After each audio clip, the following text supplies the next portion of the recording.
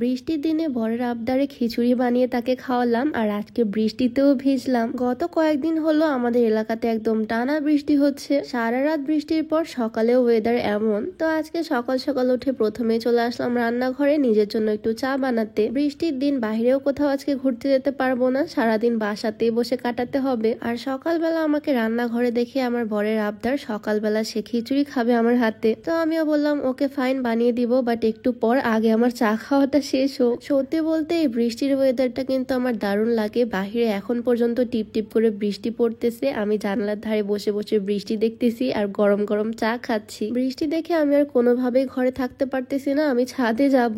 চাটা শেষ করে ছাদে গিয়ে একটু ভিজবো। আমি এই চাটা কিন্তু রেগুলার খাই, আর তোমরা অনেকে আমাকে বলতেছো আপু আগের থেকে অনেকটা শুকায় গেছো। সবই এই স্লিমিং হার্বাল টি এর কামাল। প্রায় 5 কেজি ওজন কমাইছি আমি। এটা আমি অর্গানিক রুট থেকে নিই সব সময়, আর এটাতে কোনো রকমের সাইড এফেক্ট নাই, অর্গানিক, সেজন্য আমি খাই। তো এদিকে চা খাওয়া শেষ করে আমি সোজা দৌড়ে চলে গেলাম ছাদে। আসলে বৃষ্টি আমার এত বেশি ভালো লাগে, বাট তোমরা হয়তো আমার ভয়েস শুনেই বুঝতে পারতেছো আমার অলরেডি ঠান্ডা লেগে আছে। সেজন্য এখন বৃষ্টিতে ভেজার সাহস আমার নাই। এরকম টিপ টিপ বৃষ্টিতেই বৃষ্টি এনজয় করতে আসলাম ছাদে। কয়েকদিনের ঝড় বৃষ্টিতে ছাদের টপগুলো একদম উল্টে পাল্টে আছে। আমাদের এই নতুন বাড়ির ছাদটা কিন্তু ভীষণ সুন্দর, নানান রকমের ফুলের গাছ দিয়ে একদম ভরা। এই সুন্দর ছাদে আসলে মনটা এমনিতেই ভালো হয়ে যায়, আর তাও যদি হয় এইরকম সুন্দর ওয়েদার। তো ছাদে টিপ টিপ বৃষ্টির মধ্যে বেশ অনেকক্ষণ আমি এনজয় করলাম। আকাশটা জাস্ট দেখো, আর চারিপাশের পরিবেশটা কি পরিমাণে সুন্দর। দেন আমার মনে পড়লো আমার হাজবেন্ড তো আমার কাছ থেকে খিচুড়ি খেতে চাইছে, তাই তাড়াতাড়ি স্যান্ডেল হাতে নিয়ে ঘরে চলে আসলাম। একটা জিনিস সে আমার কাছে খেতে চাইছে আর বানিয়ে দিব না তা কি হয়? পেঁয়াজ রসুন মরিচ যা যা লাগে সবকিছু আমি কেটে কুচি কুচি করে নিচ্ছি।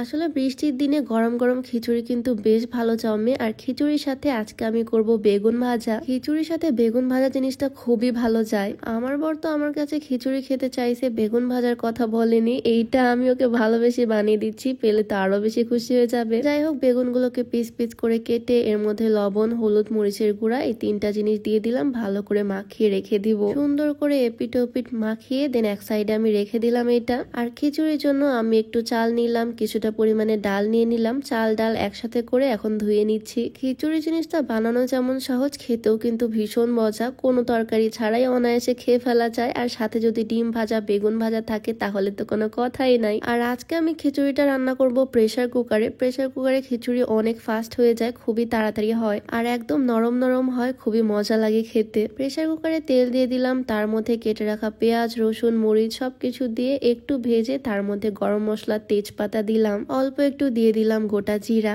তারপর এটার মধ্যে আদা বাটা জিরা বাটা রসুন বাটা, মানে 3 রকমের বাটা মশলা আমি দিয়ে দিলাম। আর তারপর এটাকে ভালোভাবে নেড়ে ছেড়ে নিচ্ছি। আমি কিন্তু এভাবে খিচুড়ি রান্না করা শিখছি আমার শাশুড়ি আম্মুর কাছ থেকে। এইভাবে খিচুড়ি রান্না করলে কিন্তু বেশ মজা হয়। খিচুড়ি এক একজন এক এক ভাবে রান্না করে, বাট এইভাবে রান্না করলে আমার মনে হয় সবচেয়ে বেশি মজা লাগে। প্রথমে তরকারির মতো সব রকমের মশলা কষিয়ে তার মধ্যে ধুয়ে রাখা চাল ডাল দিয়ে দিলাম, আর এরপর আবারও চাল ডাল একসাথে একটু রান্না করে নিচ্ছি। এই খিচুড়িটাকে বলা হয় ভুনা খিচুড়ি। এইরকম বৃষ্টি বাদলের দিনে গরম গরম ভুনা খিচুড়ি, আহা। আর ফ্লেভারের জন্য আমি অল্প একটু সরিষার তেল দিয়ে দিলাম। সরিষার তেলের ফ্লেভারটা কিন্তু দারুণ লাগে খিচুড়িতে। আর তারপর পরিমাণ মতো পানি দিলাম, একটু বেশি যদিও দিয়েছি, একটু নরম নরম খিচুড়ি রান্না করব। পানি দেওয়ার পর আবার কিছুক্ষণ নাড়াচাড়া দিয়ে সুন্দর করে প্রেসার কুকারের ঢাকনাটা আটকে দিলাম। এখন 10 মিনিটের মতো টাইম লাগবে, জাস্ট 3-4টা সিটি হলেই হয়ে যাবে। আমি রান্নাঘরে বসে বসে ওয়েট করতেছি কখন এটা হবে আর কখন আমি প্লেটে করে নিয়ে গিয়ে আমার বরের সামনে দিব আর সে খুশি হয়ে যাবে। যাই হোক, মজা করতেছি। এদিকে 4টা সিটিও হয়ে গেল। আমি আরেক চুলার উপর এটা সাইড করে দিলাম, আর এখন একটা প্যান বসিয়ে দিলাম চুলাতে। ওই যে বেগুনগুলো কেটে লবণ হলুদ মাখিয়ে রাখছিলাম ওগুলোকে ভেজে নিব।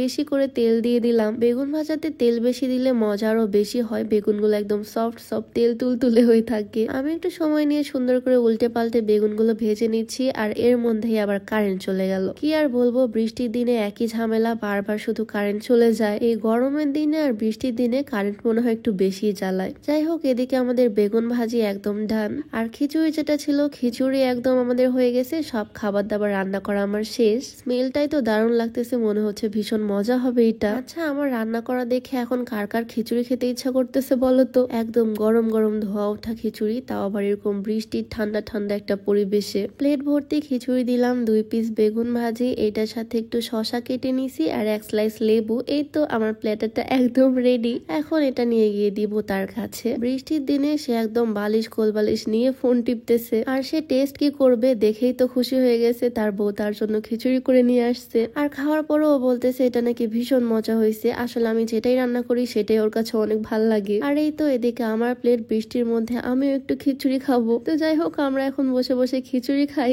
তোমরা কিভাবে বৃষ্টির দিন এনজয় করতেছো অবশ্যই কমেন্টে জানিও। তো আজকের ভিডিওটা এখানেই শেষ করছি, দেখা হয়ে যাবে নতুন কোনো ভিডিওতে। সবাইকে আল্লাহ হাফেজ।